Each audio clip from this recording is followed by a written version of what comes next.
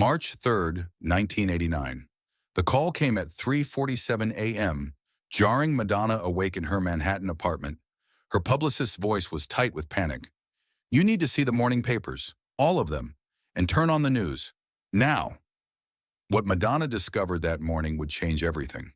Not just her career, not just her public image, but the lives of thousands of children she'd never met. The Vatican had just declared war on the Queen of Pop. Cardinal O'Connor's statement was unequivocal. "This video is evil incarnate. Madonna Louise Ciccone has declared war on the Catholic Church and everything sacred." The Like a Prayer video had aired for exactly 18 hours. In that time, it had triggered the most explosive religious controversy in modern entertainment history. Death threats poured in. Protests erupted outside MTV headquarters. The Pepsi Corporation canceled her multi-million-dollar endorsement deal within hours. But what nobody knew, what wouldn't be revealed for decades, was that this moment of public crucifixion would transform Madonna from a pop provocateur into a secret guardian angel for abandoned children around the world. The woman they called evil would quietly save more lives than most saints. If this story of hidden redemption and unexpected heroism moves you, make sure to subscribe and hit that notification bell, because what you're about to learn will forever change how you see controversy, faith, and the true meaning of doing good without recognition. The controversy didn't begin with the video's release. It began 3 months earlier, in December 1988, when Madonna was still grieving her mother's death from breast cancer 17 years before. The loss had never stopped haunting her. Every Christmas brought back memories of that final hospital visit, the smell of disinfectant, the sound of her mother's labored breathing. Madonna had been raised devout Catholic, altar boy mother, daily mass, the full immersion in ritual and faith that shaped her understanding of both love and guilt. When her mother died, 8-year-old Madonna felt abandoned, not just by her parent, but by the God she'd been taught would protect good people. The Like a Prayer song emerged from this complex relationship with faith. It wasn't mockery of religion. It was a daughter's conversation with the divine, questioning why prayers sometimes went unanswered, why good people suffered, why faith felt both necessary and impossible. The video, directed by Mary Lambert, was Madonna's attempt to explore these themes visually. The burning crosses, the stigmata, the dance in front of religious statuary, every image was carefully chosen to represent her internal struggle between devotion and doubt. "I knew it would be controversial," Madonna later recalled, "but I thought controversy could spark conversation. I thought maybe other people who struggled with faith would feel less alone." But that's not how the world saw it. When Like a Prayer premiered on MTV on March 2nd, 1989, the response was immediate and explosive. Within an hour, phone lines at MTV were jammed with complaints. Religious groups organized boycotts. The American Family Association launched a campaign to ban the video from all television. But it was the Vatican's response that crossed the line from criticism to character assassination. Cardinal John O'Connor, Archbishop of New York, held a press conference at St. Patrick's Cathedral. Standing beneath the soaring Gothic arches, he condemned Madonna in terms usually reserved for heretics and enemies of the Church. "This woman has used sacred imagery to promote her own sexual exhibitionism," O'Connor declared, his voice echoing through the cathedral. "She has mocked the crucifixion of our Lord Jesus Christ. She has turned the altar of God into a stage for her own narcissistic performance." The cardinal's words were broadcast on every major news network, but he wasn't finished. "Madonna Louise Ciccone," he continued, using her birth name like an accusation, "represents everything that is wrong with modern culture. She is the enemy of faith, family, and decency. Her video is not art. It is an assault on the sacred." Those words, "enemy of faith," hit Madonna like a physical blow. She had questioned the Church, yes. She had challenged certain interpretations of Catholic doctrine. But to be called an enemy of faith itself felt like the final excommunication from the spiritual home that had shaped her entire life. The media frenzy that followed was unlike anything pop culture had seen before. Death threats arrived by the hundreds. Protesters gathered outside her apartment building, holding signs that read, "Madonna equals Satan," and "Burn the Witch." Radio stations across the South banned not just Like a Prayer, but all of Madonna's music. The Pepsi Corporation, which had signed Madonna to a $5 million endorsement deal, panicked. The commercial they'd created featuring Like a Prayer as the soundtrack was supposed to air during The Cosby Show, one of television's most watched programs. Instead, Pepsi pulled the ad, canceled the contract, and issued a public apology for associating their brand with Madonna. Losing the Pepsi deal was devastating financially, but for Madonna, the deeper wound was the realization that her attempt to explore faith artistically had been twisted into something she never intended. "I felt like I was 8 years old again," she confided to her close friend Christopher Flynn. "Abandoned by the church, punished for asking questions, told I was bad for wanting to understand God in my own way." Christopher had watched Madonna struggle with faith since their first meeting at the University of Michigan. He'd seen her kneel in empty chapels after dance class, lighting candles for her mother while tears streamed down her face. He'd witnessed her fierce devotion tangled with equally fierce doubt. "You know what hurts most?" Madonna continued, staring out her apartment window at the protesters below. "They're calling me evil for asking the same questions that have haunted me since I was a child. Why did God take my mother? Why do good people suffer? Why does faith feel like both salvation and abandonment?" Her voice broke slightly. "I made that video because I needed to understand. I thought maybe if I explored these feelings publicly, honestly, other people who struggle would feel less alone. Instead, I'm being crucified for having the audacity to doubt." Christopher took her hands. "Maybe that's exactly why you needed to make it. Maybe controversy is just faith having an honest conversation with itself." Those words would prove prophetic in ways neither of them could imagine. That's when something unexpected happened. Something that would change the trajectory of not just Madonna's life, but the lives of thousands of children around the world. On March 15th, exactly 2 weeks after the Vatican's condemnation, Madonna received a letter that would redefine her understanding of faith and purpose. It came from Father Miguel Santos, a Catholic priest working in the slums of São Paulo, Brazil. "Dear Miss Madonna," the letter began in careful English, "I am writing not to condemn you, but to thank you. Your video, which has caused such controversy, has started conversations in my parish that needed to happen." Father Santos explained that many of his parishioners struggled with questions about faith, doubt, and suffering. The Like a Prayer video, rather than destroying their beliefs, had given them permission to voice their struggles and find community in shared questions. "But I am writing for another reason," the letter continued. "The children in our community need help that I cannot provide alone. If you truly want to honor the faith that shaped you, perhaps there is a way to transform this controversy into something sacred." The letter described the favela where Father Santos worked, thousands of families living in poverty, children without access to education, health care, or basic nutrition, street kids abandoned by families too poor to care for them, a community forgotten by the government and often overlooked by the church itself. "These children are not controversial," Father Santos wrote. "They are simply in need. If you want to respond to your critics with actions rather than words, these children could use a champion." Madonna read the letter 3 times. Each reading revealed new layers of meaning that cut through her pain like light through stained glass. Here was a priest, a man of the very church that had condemned her, offering not judgment but partnership, not criticism but collaboration. She walked to her piano, the same instrument where she'd composed Like a Prayer, and sat down heavily. Her fingers found the opening notes of Ave Maria, a song her mother used to hum while cooking dinner. The melody filled her apartment, mixing with the sound of protesters still gathered outside. For the first time since the controversy erupted, Madonna felt something other than rage or hurt. She felt called, not to defend herself, not to fight back with more provocative art, but to serve, to transform the negative energy surrounding her into something genuinely redemptive. She thought about her mother's final words in the hospital. "Promise me you'll use your gifts to help others, Madonna." That's the only way pain becomes purpose. At the time, 8-year-old Madonna thought her mother meant her musical gifts. Now at 28, she understood something deeper. Her mother had meant all her gifts, her fame, her resources, her influence, even her controversies.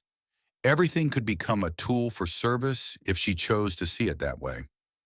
Then she picked up the phone and called her business manager, her voice steady with new resolve. Within a month, she had quietly established the Santos Foundation, named for the priest who had challenged her to transform controversy into compassion. The foundation's mission was simple: provide education, health care, and support for abandoned and at-risk children in poverty-stricken communities around the world. The first donation was $500,000, wired directly to Father Santos's parish. But Madonna insisted on absolute secrecy. No press releases, no photo opportunities, no public recognition. The money came with only one requirement: detailed reports on how it was being used to help children. "I didn't want anyone to think this was a publicity stunt," Madonna later explained. "I didn't want critics to dismiss it as damage control. The children's needs were real, and they deserved help without having to become props in my media story." But the São Paulo project was just the beginning. Within 6 months, Madonna had quietly contacted Catholic charities, children's organizations, and orphanages in 12 countries. Each received anonymous donations ranging from $50,000 to $200,000. The only identifier was a small card: "For the children with faith in better tomorrows." By December 1989, exactly 1 year after she began work on Like a Prayer, Madonna had donated over $3 million to children's causes worldwide. None of it was public. None of it was tax-deductible publicity. It was simply a woman trying to live her faith through action rather than words. The impact was immediate and life-changing. In São Paulo, Father Santos used the funds to establish 3 schools in the favelas. Over 400 children who had been living on the streets were enrolled in classes, fed daily meals, and given medical care. In Mumbai, India, an orphanage that had been on the verge of closing stayed open and expanded, providing homes for 150 abandoned children. In East Los Angeles, a community center struggling to provide after-school programs for at-risk youth received enough funding to operate for 5 years. Each project was carefully monitored. Madonna demanded detailed reports, photographs, and financial accountability. She wasn't just writing checks. She was building a network of child advocacy that would continue growing for decades. But perhaps the most remarkable aspect of Madonna's secret philanthropy was how it changed her understanding of faith itself. "The Vatican called me an enemy of faith," she reflected years later. "But helping those children taught me what faith really means. It's not about never questioning. It's about acting on love even when you have doubts. It's about seeing God in the faces of suffering children and doing something about it." In 1990, 1 year after the Like a Prayer controversy, something extraordinary happened. Father Santos sent Madonna a package containing letters from children in São Paulo who had benefited from her foundation's support. The letters were written in Portuguese, Spanish, and broken English. They contained drawings, pressed flowers, and heartfelt thank yous to the angel lady who had saved their school and given them hope for the future. One letter from a 12-year-old girl named Maria particularly moved Madonna. In careful handwriting, Maria had written, "Dear angel lady, before you helped us, I thought God forgot about children like me. Now I know God uses people to remember us. Thank you for being how God remembers me." Reading those words, Madonna wept harder than she had since her mother's death. The child's simple faith reframed everything: the controversy, the condemnation, the accusations of being evil. All of it had led to this moment of connection between a pop star and a forgotten girl in Brazil. "Maria taught me something the Vatican couldn't," Madonna said. "Faith isn't about being perfect or never causing controversy. It's about love in action. It's about seeing Christ in the least of these and responding with your whole heart." That letter from Maria changed something fundamental in Madonna's approach to both her art and her life. She began incorporating themes of service and social justice into her music more deliberately. Songs like "What It Feels Like for a Girl" and later "I Rise" carried messages of empowerment for the marginalized and forgotten. But more importantly, she started seeing her platform differently. Every interview, every appearance, every project became an opportunity to highlight causes that mattered. She spoke about child poverty at fashion events, discussed education inequality at award shows, and used her concert tours to raise awareness about global humanitarian crises. The transformation wasn't always smooth. There were moments of doubt, times when the weight of criticism still stung, occasions when she wondered if her efforts were making any real difference. But then another letter would arrive from Sao Paulo, or Mumbai, or Los Angeles, a child thanking the angel lady for a chance at a better life, and her resolve would strengthen. I used to think my job was to be perfect enough to deserve love, she confided to Father Santos during one of their regular phone conversations. Now I understand that my job is to love others enough that perfection becomes irrelevant. Father Santos, wise from years of working with the world's forgotten people, understood exactly what she meant. You've discovered what every saint learns eventually, he told her. We don't earn grace by being good. We become good by accepting grace and sharing it with others. By 1995, 6 years after the Like a Prayer controversy, Madonna's secret philanthropy had touched the lives of over 5,000 children worldwide. She had funded schools, orphanages, medical clinics, and education programs in 15 countries. The total investment exceeded $10 million, all donated quietly, without public recognition. But the real measure of impact wasn't in dollars. It was in lives transformed. Carlos Mendoza had been a street child in Sao Paulo when Father Santos's school opened with Madonna's funding. By 1995, he was studying medicine at the University of Sao Paulo, determined to return to his community as a doctor. Fatima al-Rashid was an orphan in Cairo when Madonna's donations saved her orphanage from closing. She became Egypt's first female architect from her impoverished neighborhood. James Washington grew up in the East LA community center Madonna had supported. He became a teacher, then a principal, dedicating his life to helping other at-risk youth. Hundreds of similar stories emerged from children whose lives had been changed by a woman they knew only as the angel lady who cared when no one else did. The irony wasn't lost on Madonna. The Vatican had condemned her as evil, but her response to that condemnation had created more demonstrable good than many officially blessed charitable efforts. In 1999, 10 years after the controversy, a remarkable thing happened. Father Santos was promoted to Bishop of Sao Paulo. In his installation homily, he spoke about the nature of faith and the mysterious ways divine providence works through unexpected channels. 10 years ago, Bishop Santos said, a popular entertainer created art that many found controversial. The response taught us all something important about judgment, grace, and the ways God works through broken people to heal broken worlds. He didn't mention Madonna by name, but everyone in the cathedral understood. The woman condemned as evil had become, through her quiet service to children, a living example of faith in action. Word of Madonna's secret philanthropy began to leak in the early 2000s.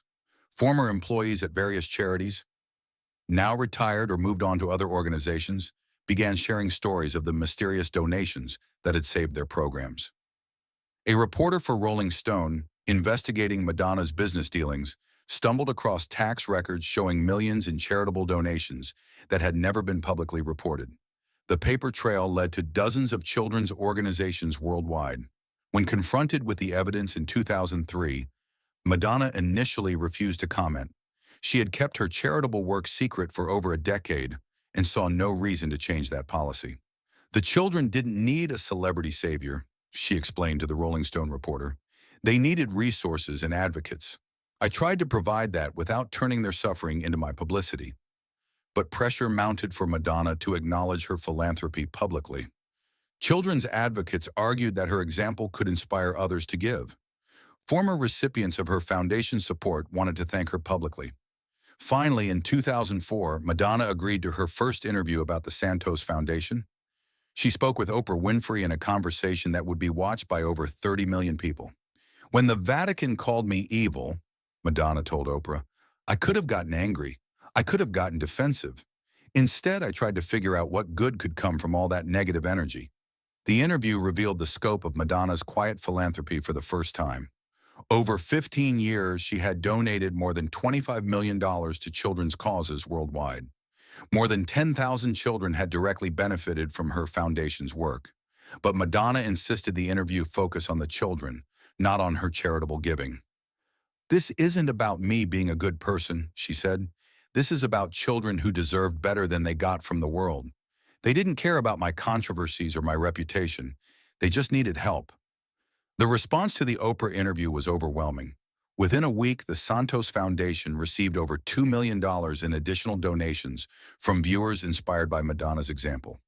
But for Madonna, the most meaningful responses came in handwritten letters from ordinary people sharing their own stories of faith, doubt, and service.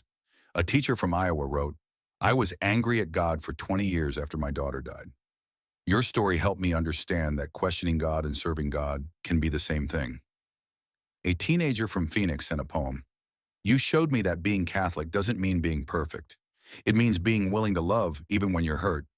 An elderly priest from Boston included a simple note: "Thank you for teaching an old man that controversy can be a pathway to grace."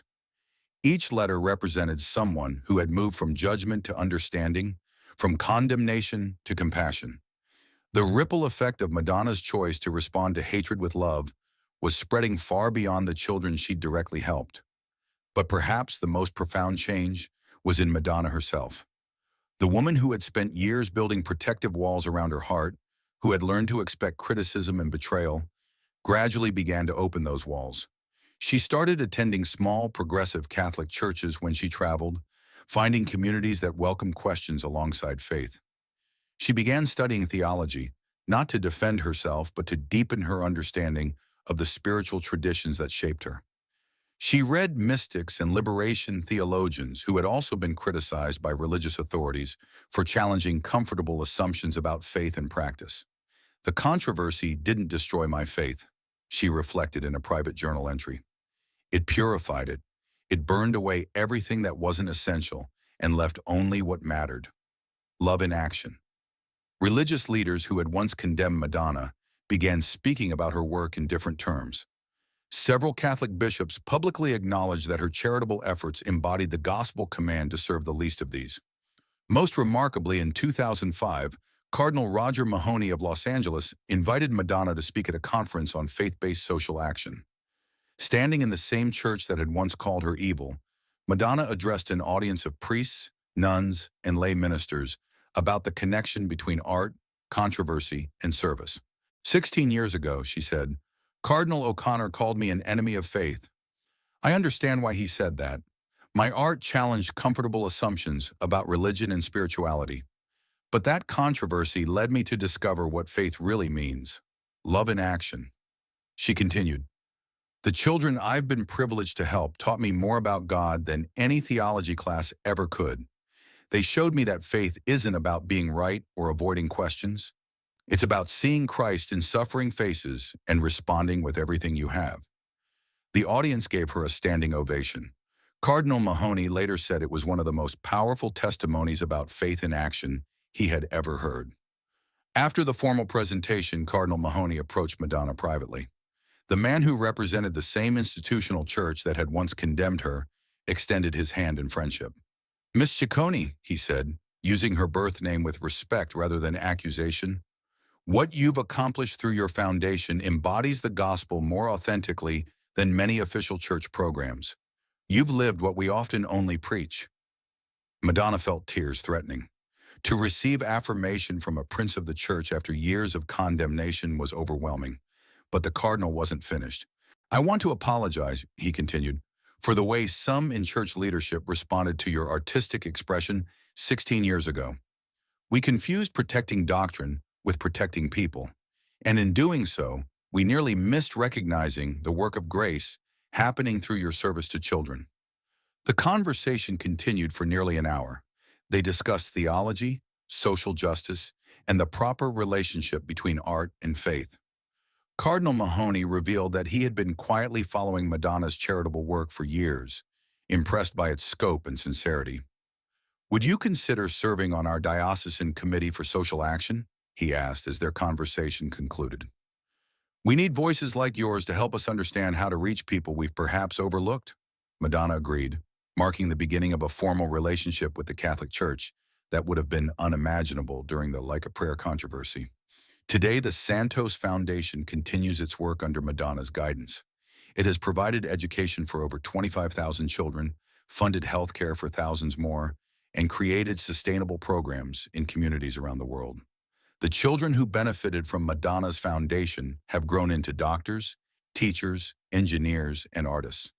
Many have started their own charitable organizations, extending the circle of compassion that began with their Angel Ladies' quiet generosity. Dr. Carlos Mendoza now runs the largest free medical clinic network in South America, serving over 100,000 patients annually. When asked about his motivation, he points to a faded photograph on his office wall. Madonna visiting the São Paulo school that changed his life. She taught me that one person's decision to transform pain into purpose can ripple through generations. Dr. Mendoza explains to the medical students he mentors. Every child I treat, every life I save, traces back to a pop star who chose love over anger 35 years ago. The ripple effect extends even to places Madonna has never visited. In rural Kenya, a teacher named Grace Wanjiku started a school for orphan children after hearing about the Santos Foundation. She wrote to Madonna requesting not money, but advice on how to transform her small effort into something sustainable. Madonna's response surprised Grace. Instead of advice, she received a partnership. The Santos Foundation helped establish the Grace Wanjiku Academy, which now serves 800 children in 3 Kenyan communities. Grace, who had been inspired by Madonna's story, became part of Madonna's story. These connections multiply exponentially. Every child educated through Madonna's foundation becomes a potential catalyst for helping others. Every teacher trained, every clinic opened, every scholarship awarded creates new possibilities for service that extend far beyond the original investment. But perhaps the most remarkable aspect of this legacy is how it transformed not just the recipients, but the giver herself. The woman who began as a defiant pop provocateur became, through the alchemy of service, something approaching the mystics she'd begun studying, someone who found the divine not through perfect doctrine, but through imperfect love. The Vatican called Madonna evil. Her response saved 1,000 children and counting. Sometimes the most powerful prayer is silent service, and the most profound faith is love in action.